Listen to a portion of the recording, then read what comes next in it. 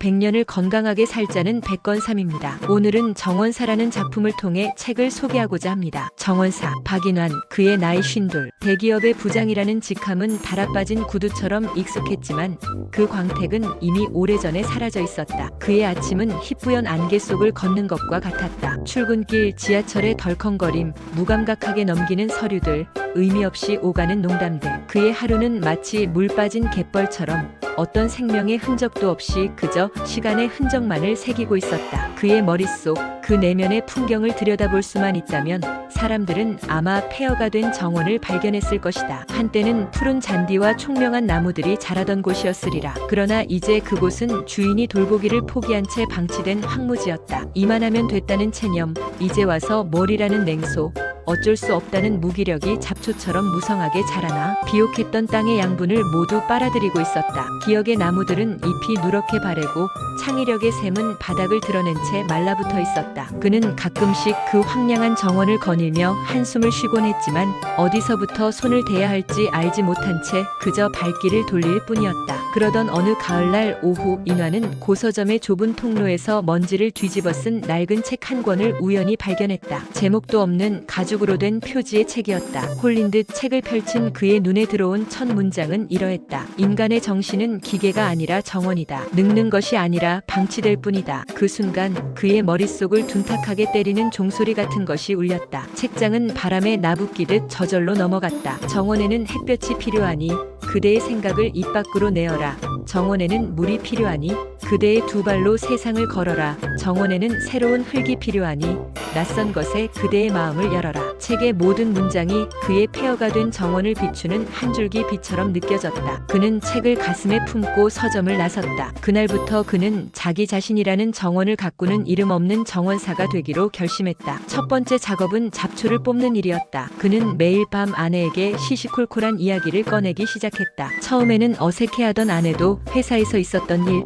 지하철에서 본 풍경, 점심으로 먹은 김치찌개의 맛까지 제잘거리는 남편의 모습에 조금씩 미소를 되찾았다. 그의 입에서 나온 말들은 침묵과 무관심이라는 이름의 질긴 잡초들을 하나씩 뽑아내는 연장이었다. 생각을 입 밖에 내어 햇볕에 드러내자 음습했던 정원의 온기가 돌기 시작했다. 두 번째는 메마른 땅에 물을 대는 일이었다. 그는 출퇴근길에 일부러 두 정거장 먼저 내려 걷기 시작했다. 늘 지나치던 길가의 들꽃과 하늘의 구름과 낯선 사람들의 표정이 그의 눈에 들어왔다. 그의 발걸음은 펌프가 되어 심장에서부터 맑은 피를 퍼올려 메마른 뇌의 정원 구석구석으로 실어 날랐다. 기억의 나무들이 그 물을 마시고 서서히 푸른 잎을 틔우기 시작했다. 잊고 있던 젊은 날의 꿈, 아내와의 첫 만남, 아이가 태어나던 순간의 벅찬 감정들이 되살아나 그의 정원을 촉촉이 적셨다. 마지막으로 그는 새로운 씨앗을 심기로 했다. 그는 동네 기원에서 바둑을 배우기 시작했다. 처음에는 얌체 같은 훈수와 노인들의 타박에 얼굴이 붉어졌지만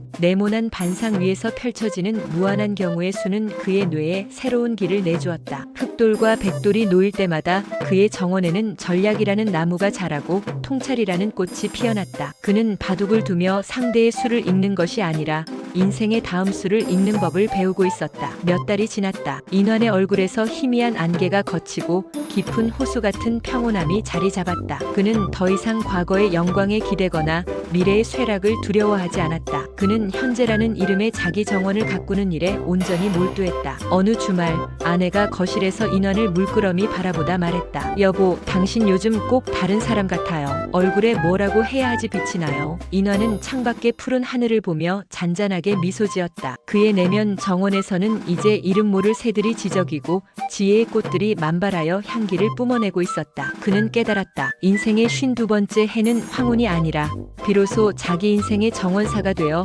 가장 아름다운 꽃을 피워낼 수 있는 새로운 계절의 시작이었음을. 그의 정원은 이제 막 가장 눈부신 전성기를 맞이하고 있었다. 작품 해설 및 요약. 앞서 보신 소설 정원사는 일본의 저명한 노인, 정신의학 전문의인 와다 히데키 박사의 책 50부터 뇌가 젊어지는 습관의 핵심 내용을 바탕으로 각색한 이야기입니다. 소설의 내용을 요약하면 다음과 같습니다. 주인공 박인환은 50대 대기업 부장으로 반복되는 일상과 무기력함 속에서 정신적 활기를 잃어가는 인물입니다. 소설은 그의 뇌를 주인이 돌보지 않아 황폐해진 정원에 비유합니다. 어느 날 그는 뇌는 늙는 것이 아니라 방치될 뿐이라는 깨달음을 얻고 스스로 자신의 뇌라는 정원을 가꾸는 정원사가 되기로 결심합니다. 이 과정은 책에서 제시하는 뇌를 젊게 만드는 습관들을 실천하는 모습으로 구체화됩니다. 1. 출력 표현하기의 습관. 박인환은 아내와 적극적으로 대화하며 자신의 생각과 감정을 말하기 시작합니다. 이는 책에서 강조하는 정보를 입력만 하는 것에서 벗어나 말이나 글로 출력하며 뇌를 활성화해야 한다는 조언을 상징합니다. 2. 운동의 습관. 매일 두 정거장을 미리 내려 걷는 행동은 뇌에 혈액과 산소를 공급하는 걷기의 중요성을 보여줍니다. 이는 신체 활동이 뇌세포를 활성화하고 기억력을 향상시킨다는 과학적 사실에 기반합니다. 3. 새로운 도전의 습관. 그가 바둑이라는 낯선 취미를 배우는 모습은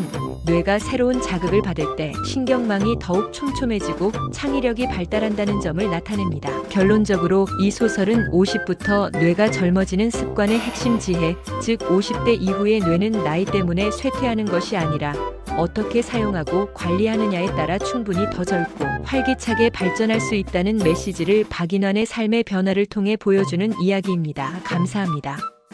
다음에 또 더 좋은 영상으로 찾아뵙겠습니다.